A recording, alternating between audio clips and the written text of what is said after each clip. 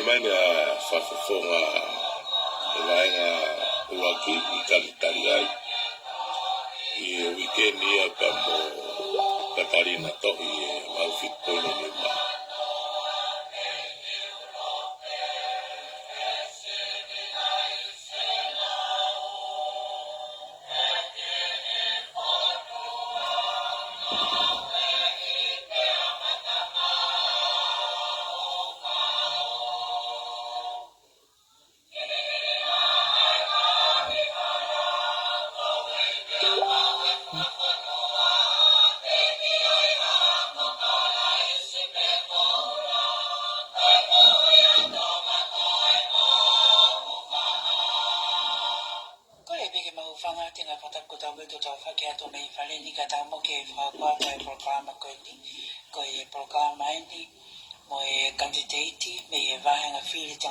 Fika ulwaki ke te waki koia o whiriwhararea tonga ke wanoa wataha ai o amnaki whahokoia I Aotearoa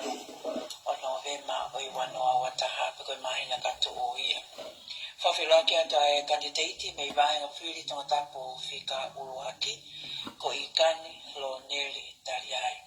Ikani o ku tautari whiwhia koia programa koe ni pe au tau unu atu whakeni ki toi ofiange ki aho kuia po taraki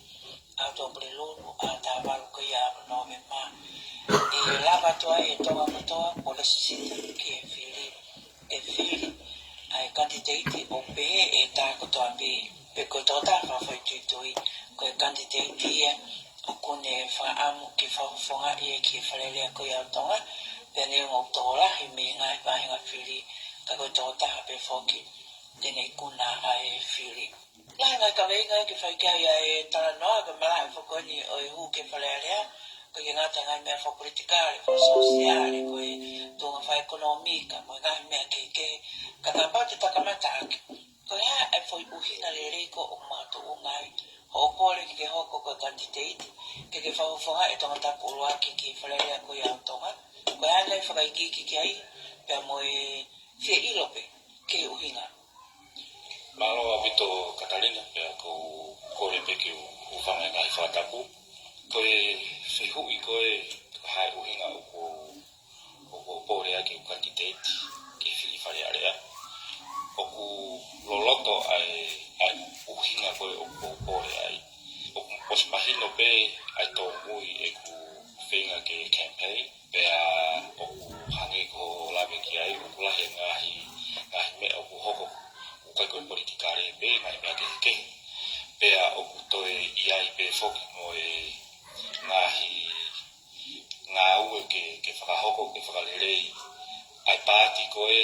na e taunua koe ke whai ai ni lius ka demokarati ai patoa ko no tari koe whihu I koe ia Katarina o ko whilawe mua lawe no pe ki he historia koe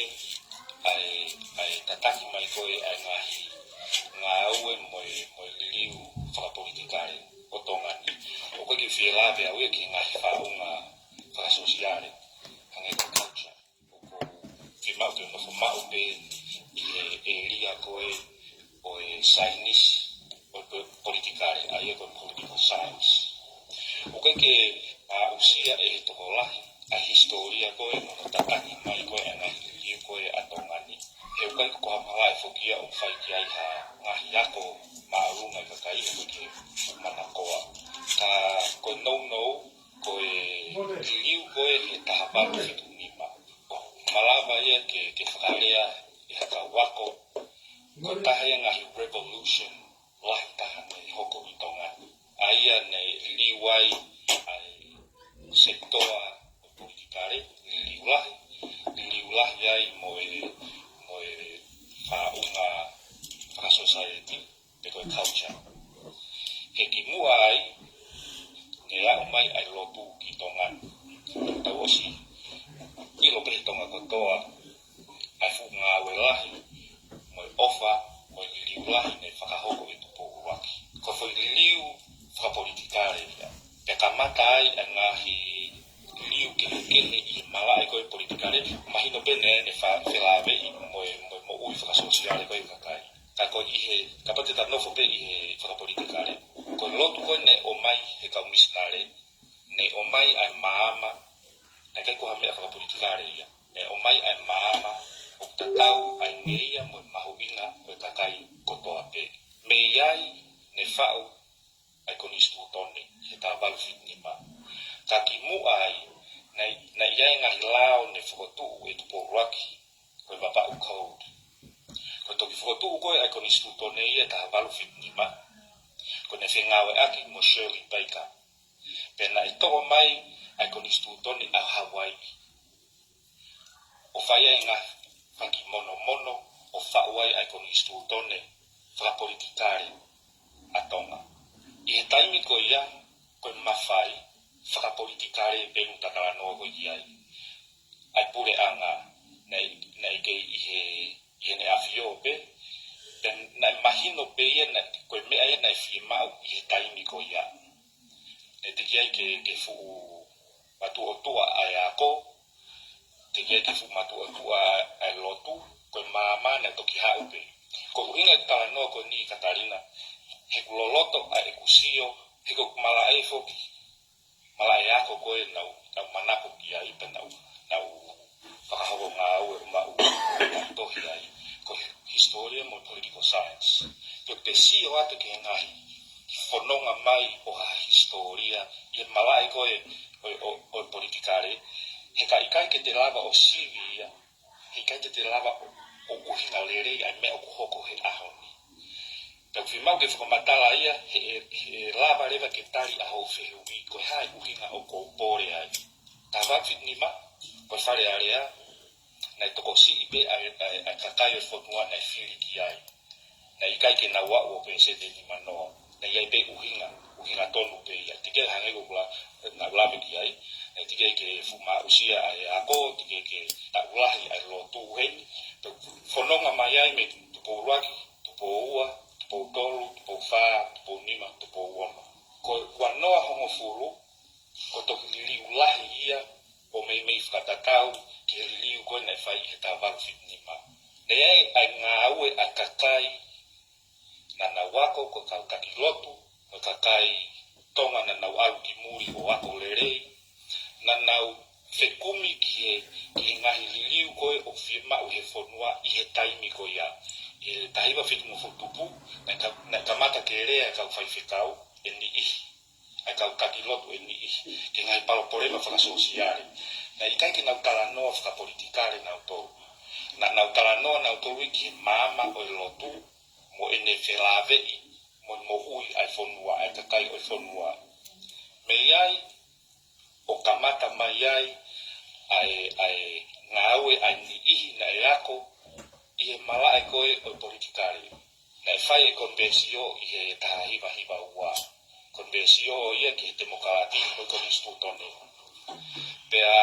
na tokolahi kakai matao i ngai mala ai ke na ha o contribute ke konvensio ko ya o fa wa ngai recommendation ko wa mai ko no hong fulu ko ngahi recommendation ko mo ngahi talanoa ko na whakahoko mai o wa uke ako ia ne ikai ke kakato a ono whakahoko ai ngahi recommendation ia he kamatai a talanoa wano hongo furu o wa umai ki ahoni Katarina mahino da iai ai kurupu na whakahingoa ko paati demokrati o motuanga ofa ko taumua o paati ko ia pe ko patoa lahi foko no kala noa ai me ko visone to mahino ke te au he ahoni o kuita ki uhinga lele ia ki hatokola o pehe to kola he taimini ko visone te pure anga ai kakai na ika ki tamu a pehe ia he kamata anga o aonga pe mahu inga te pure anga ai kakai monia ka ko taumua ke fai hata noa mo fa'u fralerei ha fa unga faka politikare fe o ku hoa mo tui mo mama na o mai i he lotu ki tongani aia o tatawe ngeia mo mau inga kakai wa wene ke ahoni o ko usio tonu atu Katarina pe ko usi ilo tonu e mamahi a tokolahi kakai o au kau ki patoa i ku rea peheni. O kou tui, o ku he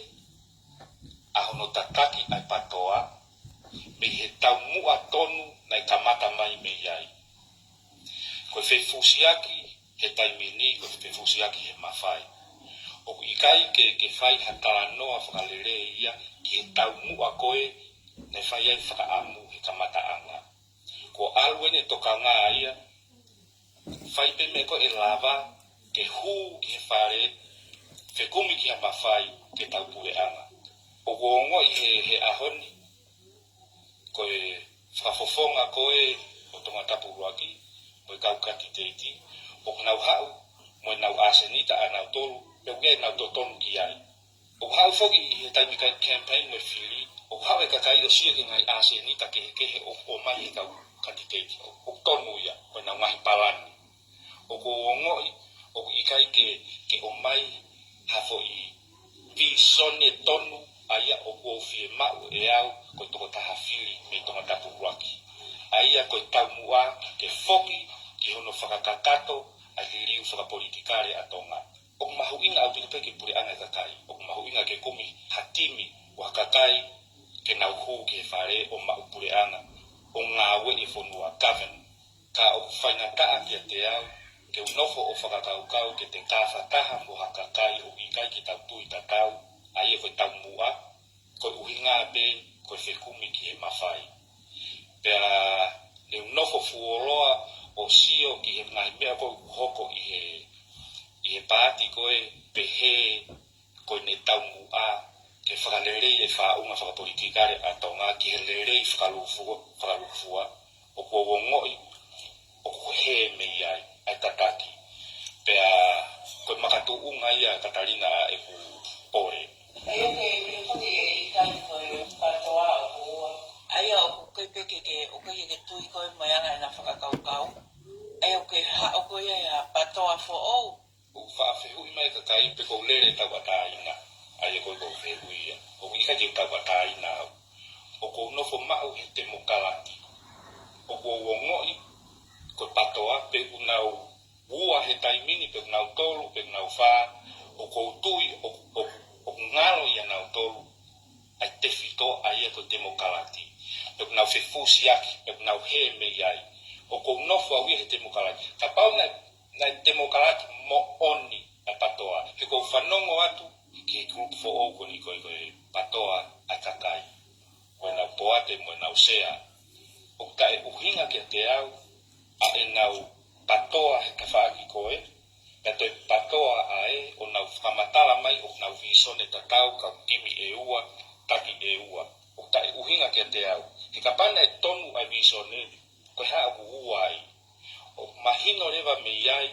o iai me asenika kehe ia o kuhoko. Pea kuhe ia me iai. Koe whakaamu e ke nau taha. O tu mau i he visone na e tataki mai me iai. O kua osi ilo Katarina. Kua osi ilo pau. Ka pau te uwheinga ki hakurupu. A patoa koe, te koe patoa koe. Ke kau mai mo nau tolu. E mau e te whiri ai. Ka uhinga hala ia ke te au. He koe me tatau ia mo he te alo whatau mai ha te whiri. Lolotonga a i kai ke utui o tonu a e nau tataki. O whaingataa ke te au ke kau ki he timi ko ia. O ku i kai ke utau ataina me he te mokalaki. He koe kapate te whakarea ha taha o Philippine Independent. O mahino rewa ia, o kai kia ha te whito tu ia o nofo ai. E hau rewa ia o whekumi ke negotiate, ke ka whataha mohani ihi, tuk nau tui ha mea tatau pe kai korope ke nau kurupu, ke hu o mau e mawhai, ke govern. O kai ke tui pe he au. Neongo angai o kou tu toko taha, o kou wongoi, o kou wheinga ke tuku whakatatau ke ngā aue nai whanonga mai ai uhinga tonu mo uraki uhinga koe patoa. Whaatapa i kina whoki e te keiki kakato ai visone. E koe ha ai visone. Koe visone ki e ha. E koe anga koe e whakataranoa koe ai tolahi. O kuke nau whakataranoa na toki visone. Ka koe hai visone koe ia. Ke whewhe ia tongani. Koe whairea koe visone, ko whakauhinga he ko whare whakapalang ko vision whakatonga vision ko uhinga tonu o vision he ko vision ko whakaamu ki ha mea pia i malai ko o politikare whaunga whakapolitikare ui tau no doi tau tolu ke whaunga whakasosiare pe ko culture i he malai ko o whaunga whakapolitikare atonga ne iai ai vision pe ko whakaamu ke lerei yange e whaunga ko ia ko uhinga ki lerei ai whonua e ko whakaamu a hai na kamata mai nia he taimi nai hawai kau missionary ko tupo uraki ne vision ne whakaamu mai whonua o kamata mai me iai na kamata demokrati he taimi ko ia o hoko mai o au ki he taimini o tigege kakato ko vision e mo whakaamu ia ko me mo ui e lava o liu ma upe au ko tau kangata ki tau kangata mo ngahi ilo fo o ako fo o au pe taimi mo whakalere o ikai ke iai hawha au ma whakapolitikare e hao o te ke malava e ka wako matao i area o Chinese o politikare o whau mai hafo i whau ma whakapolitikare e hao mai ka tai ama ko i ofi taha ko hafo i whau ma whakapolitikare o demokrati e ne natula ko i uhinga o iai ai makatuunga ai ko tatawe ai ngeia pe mahu inga i kakai na tataki maia e kau missionary mo tupu raki ki kamataanga foi revolution ko ia ko foi liliu lahi atonga na hawe mama te tuku e whakapo uri mo tui whakahiteni tuku i mui o liliu atonga o tataki mai he koe ke liliu pe ia tau aha ke pia bumbong ko liliu ko uhinga e o ko pehe ai ko vision e ko talanoa i he taimini o koe foi lea i malai academic o koe koe deconstructive history aia e iai ni ihi te nau wheinga ke whakauhinga kehe o liliu ai mea nei o si hoko ai koe historia ia ki he makatunga a e nau ase nika anau to o lolotonga hoko i he taimini he ikai te tau ilo ai wheitu o tau iai mo i wheitu te tau alu ki ai o kapau e ikai ke mo oni e tau sio ke tau kohili o koutui o kulahi ai talanoa eno hono deconstruct ai historia atonga ke ngai ase ni takeke ai lama koe hae anga ho o wakai ke mea ko utiki ke au sia ai te tau sia te tatore o koe ni i unau pe pe mau ke kakato e visone ko tawalahi unau pe ko os kakato e visone ia e ko tau hori ki whakakakato whewhe ke tatau whewhe ngeia e ko whe ngeia o keke ko talanoa ia ki he ngeia o koe ko talanoa ia o koe ko mea whakapolitikare ia ko ngeia mo tatau e mahu inga e kakai ko me o mai i he loloto ai tui tau pehe mea whakakaristiani he nai hau mea he whakatoitatu ia ko fui te whito i tui ia o ko mai ia o kau ki he te nofo whakawhamiri nofo whaka-community o te whengai ke te mo ui ake whi mo oni koe o mai he te tui ki he loto whakaristiane ko ta whaki koe o politikare ka pau tau pehe he tau pore fo koe whanua lotu e koe whanua karistiane ka pau mo oni a Katarina o tonu lewa ke tau o mai ai te whito i tui o i karistiane ke ne lawe ki ngai mea kehe waa kehe are tau mo ui i tonga o kauai ai malai o politikare tuku ki ta whaki koe kau political scientists lau i tau e nau analaiso mo nau whikai ai ngahi whaunga kehe hono govern ha whanua mo ngahi whaunga whakapolitikare o ngawe aki ki whakalere communism, socialism tawai a democracy tau whiri e he whanua koe ha ai whaunga koe te nau ngawe aki ke govern ai whanua e whakapolitikare ia o mai a e tau tui whakalotu ke hoa moia ko whiri a tau toru tau pego whanua o tua in Karistiane. Ko malai koe academic o was prove was from mooni from mahino i he evidence a mamani lau i taha. Ko whaunga lere i taha ke ne o mai ai atakitu a ngahi principle ko i o whaalau i kakai ko demokrati pe uofi o taha ki ai. o ko ongo I ko deconstruct he kakai ai tau historia ke pehe o mai he ni I he demokrati ki tongani ke pehe nai ke whenga I ke liliu e ngai me a whakasosiare ta whono ke liliu a tonga he kai ke liliu a tonga e toi lere yang a tonga ai ui ngai e kalanoa ki tau historia me a tupu huaki me kau misnare he na nau liliu a whounga whakapolitikare ke demokrati yange o hoko mai o I kai ko hame a mate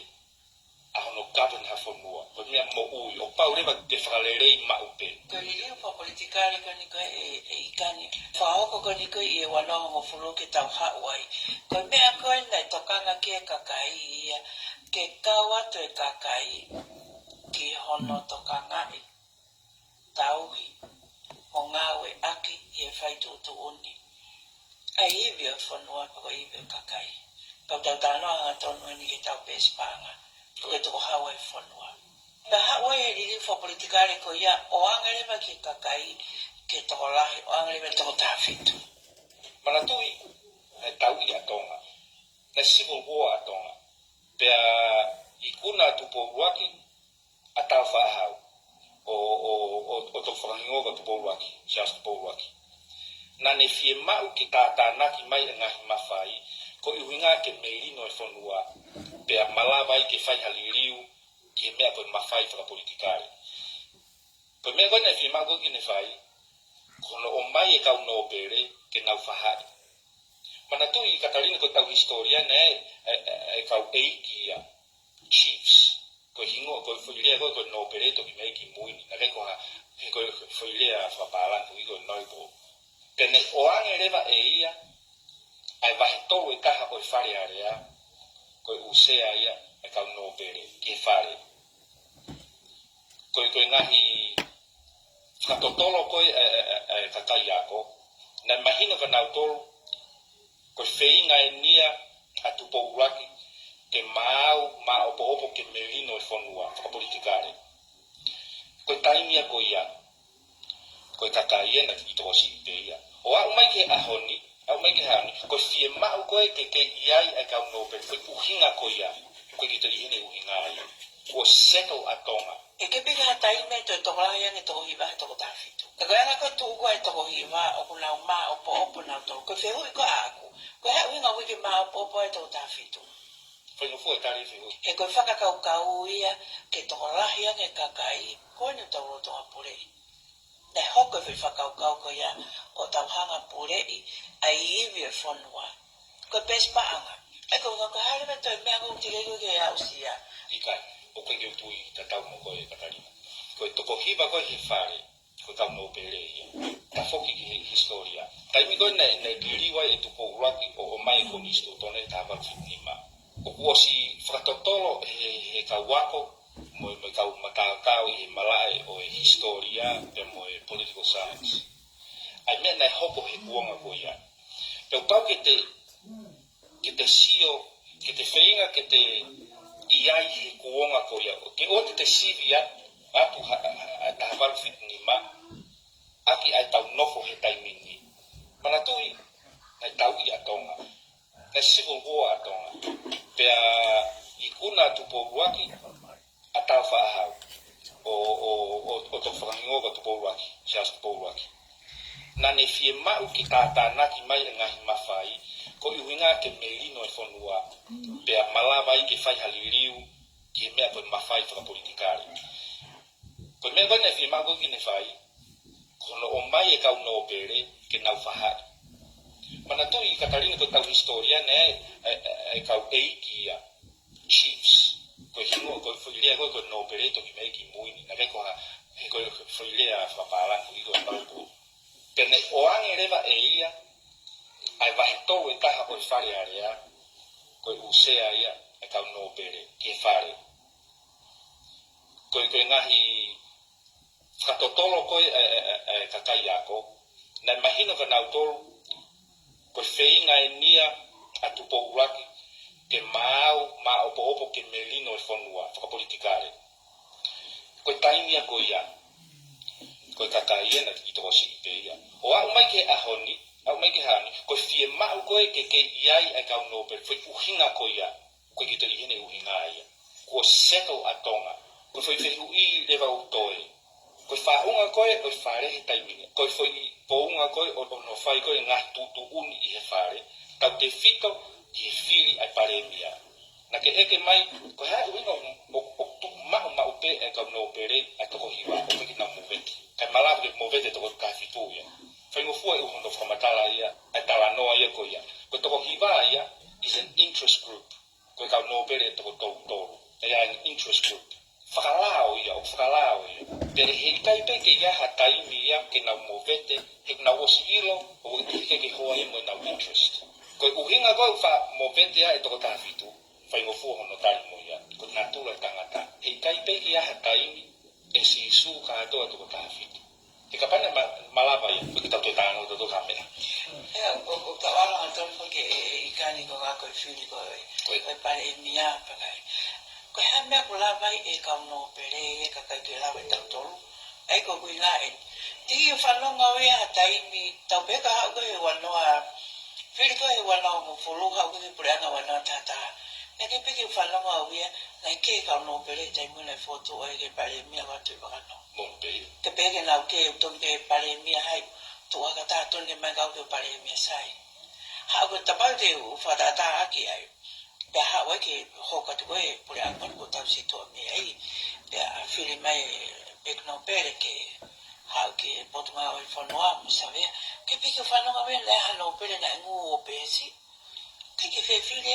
ke lo to ki ko ke lo to ki ha ko ni ke to nga ko ni o ko ia e ho e no pere e tolu e kapneti ka pe ke fa no a ver o ko ngu ka no pere pe una ita Hama ko ave ka no pere ko ke fe ai mai au ke fe hau ki o a pe ke fe ko ka no pere ko pe ko fa no ave le ita no pere e me ape ko na taula o pe ko na wa e ko ko foi o hingai ko hama ko ma o po pa to ko i vai ka ki ta pe o va pe ko ai mai ko ke ta hu ta wa fa le ale pa ke ta mai o ko ke fe pare mi ko pa ta to ma ka ke pare mi au ai ke pi le le pare mi ka to ko mai ko Paka winga pe ya o kwa ta o ki fe ai o pe o se pe te ala ki ka ta ma ko ma ha to fa ke ta ala to ke pete ke minista ka pa ta to to hi ba o ko len ke na po ko ko hinga ai ya ko ha winga ko ki fe ma ri ya ke pare mi ko pa ke fe ma ri ko winga ka pa ko ta tu he te mo ka la ti to wa nge fe ma fa fu te tu no kai ko hatala no ani o fa tau fihi ake no pere tina ma o bobo ko na interest tau o kai ko ha tu ku hi fo ni ha interest group o ke fa pehe ko mo vete ai to ta fitu ko na tu la ia politikari he ha ka kai mo na fa ka ke o fe paki ai se ma ke he pe ai interest group e ka pe ko to nga ko fili mai ai ka kai o ta we ia mo no to o ma se ai to fa tau pehe o ange ia ki fe ke ki kulupu koe ka kai tau pehe media sector media mo fili mai mo to wia ke was reserve atu he fare hase e fa ma mo to te mo tu ta ma pe mo to he ta mo interest ko te mo kalati mo fa unga fa politikare o ha fare area o ha o ka kai mo nga interest ke o na kala no debate ke le rei fa lu ku fua ta pa we reserve foi interest group pe eta unfair ia wa he pa pare ma ho ko ki fo no e me ko ke o ta ma fe ma ke ai o fa le ko he ne pa pare ma ho ke fo no ko si ai no e ke pa nga pe wa ta fa ta ake puli ana ko ki te fa fe ia ai tu ve u e fo no i na policy tan hala ave fu pa nga la ki ai ave na policy focus ki ngai mea na ke mandate e ka kai ki na fai o ge ngai fe hu ia fe ka waki mo governance mo transparency ngai me pe fe ka waki mo pure an ko ni ko fe hu i pe na anga fe ke hu e pure anga ko ni ki lot ko fe fo nga pe na hu e pure an ko ni ko interest group ko a to hiva he na na fuka i via ai hu e pure anga ko ni ha o to ko ta fitu ko fa fo nga ka kai mo ngai interest ke ko majority o ta fitu ko hiva ko ne to hiva pe la yang ai grupo ko to hiva la majority ia i ta fitu fili ko ni ko prian ko ni na alwatu ai to si minority me ta fo ngai ka kai o ka mo interest group ko sai fili na toi pare mia pe te tau si atu o anga na whainga maari ke whaihanga au pe lere ke fo mua perikai kamata ngahi palpore mai ya tau osi ilo na historia pure anko o au ki he taimi matuke pure anga ni na fili mai e toko si me ka whawonga kai mo interest group ko e ka no pere o anga na whainga maari ke na tataki ai pure anga o tau si ngahi palpore mana e hoko o iku o whakatu a vote of no confidence. Mo meniti ko na whakatu a vote of no confidence. Na os mahino wai palpare me purianga. Ka na i te fili pe he interest group ko ke owe whakahoko a vote of no confidence. Ko whe ui, ko ha palpare ma. Ko palpare ma ia. E iai e malava pe ke iai ha taimi Katarina ke fili he interest group e toko hiva ha purianga ulere. E malava pe ia. Ta i he taimi koe o ke iai ha whainga maari e ke hoko hange ko pure anko ni. Whima ke tau siu ke tau whaunga whakapolitikare. Ke whinga i ke whakalere. Koe anga e mea ka pau hoko ha mea, tau siu koe ha mea e lau malawa whakalere o hoko atu. Koe uhinga pe ia. E lewa i kari hange ko o whamatarau ke sio ko o whema o whake au sia ko i tau mua ngā ue ko ia ka koe ngā o koe ngahi maa ke pe anga whewhere wa ho o hu ke wharerea, ka pau te hu ke wharerea. E anga whewhere wa ho o no au sia koe mea kuno ke whinga ki ai. O tui tai me ua, o iai e kakai rerei, ke te nau malaba o whiri na roke hui wharearea, te hoa kakai i tua, o nau tui tatau mo au. Ka pau nau pehe, koe takai kou whai whiri i tonga tapu waki. O ikai ke ofi hanau whakakaukau ki, mea kono o kou whakamatala, mo kou tui ki ai. Me mama taimi tu hao pore. Mahino ka pau ki nau tui, e ki nau whiri au. O kou wongoi, ko maama whiunga e kakai. Ki nau whakakaukau, o ka pau e hau ha candidate, mo ha foi option. O wofi ki mea kou nau whimau, te nau whiri ai. Ko uhinga ai nau lawe ai, ke tataki e patoa he taimini. Ke nau he me foi whimau ko ia. Ka koe ni, newa te au ki wharearea, koe lili ukana whai wana o mufu, ne mo koe pene a whio anai, ke tuku mai mawhai ko ia. Ka kapai whakapāse i wharearea, ka kopau ke iai e whaitu ia e whakaosi me iai. Ka koe ku aka koe tau sio ki wharearea, ka pau koe whaimea koe, ka pau koe whata i whi maari ke policy mo ngau e pure anga o ngau e hala. Ka hako ke mui iai. Mui i he kau whawawhonga o e kakai. Paka pau tukua ki wifi hala. Whaka ilo. Ke ke fuwhia mao ia ke top 5 pe ha vote of no confidence. O koe e uwhaunga o ngau e aki koe whailo pa whalelea impeachment. Piko te alpakita whakailo mo ai ke whai whakatotoro he koe na koe paanga nai pāsi e ku ai koe fuu paanga koe na wanga whewheo no ngau e aki. Whakailo ke o whai ono whakatotoro pe tala ki he atitana o mo atitai. Koe ne maue unga e hala koe o iei e pakatunga whiunga ke whakailo. Loko ku hinga ia, e whia mau ke tau hanga o liliu e whaunga, pe ku whia mau tau tolu ke tau o hoko a te whakatotolo ai ke au. Ko mea ko hinga ke ai Katarina. Ka tonu e taki, ka mahino ko ne visone o kutui mo oni ki ai, mo ne tau mua, e whalala atu e kakai ki ai. Ka iai hao mo timi agapuru e ua, na whe au, ka fo i e ta. O mahino ki nau toru, koe nau fo'i, koe tataki he kapteni. Hala ne tataki, liu e kapteni. Koe mea ko uhinga ki ai, o ku hala e tataki e patoa he taimini. I homo whahai lo ua. He ku asi mai ase nita, o koe ke hoa mo tau mua mo oni e kamata mai ai. Ai movement. O kou tuita e veve ua. Koe ne hala pe koe tataki koe e patoa. Kamata e longo a, kamata e talanoa no ia, kamata ke rea mai e kakai o kuia na utau kei ke me utom i whaigai e talanoa. Lahi kakai o analyze o mai o ke ha na utotongi analyze o mai. Ka tui noa i e kakai ki ngai mea ke lahi kape, lahi e tau whia. Koe mooni en Katarina, utau ilo. E hanga whewhe, si o mai ani a whio.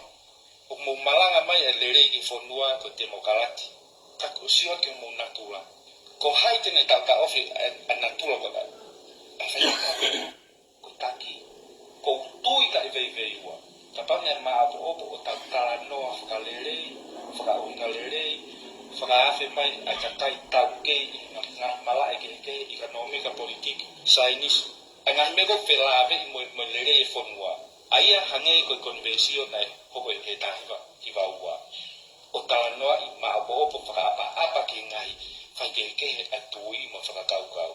Ka tuku ai tala noa longoa mau taimi. O ko tui tai veiveua e afio mai ai tui. Ka ko longoa aia ko ini he ke ki te whiwhanongo mai hata moni pena tolu ia. O whima ke liu ai tau whonga tala noa I e politikare. Pako ua, puke nia pako ala te le mea, pako ala te tawhaki koe le mea, ka ko hauianga o whakaukau I e lakanga whakataki. Pea kumatu ungai o pōre koe ke hū ke wharerea koe o tonga.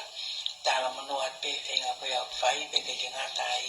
koe ngahi taukawe ke mooni, ne o ngai peko ano loloa, ne ko peko hae ne fuoloa, ka koe mea koe e tuu, moi mea koe tuu loa, moi mea koe te tau. Melino mo fe ofo fane ko ka ka I fanua o tau tui ele le falo fua e tau fanua pe ko e ka kanto ye programa ko ni mo e candidate fika tolu ma to tampo fika uraki ko I kani lo neri tariai malo mo me mai ka mo me a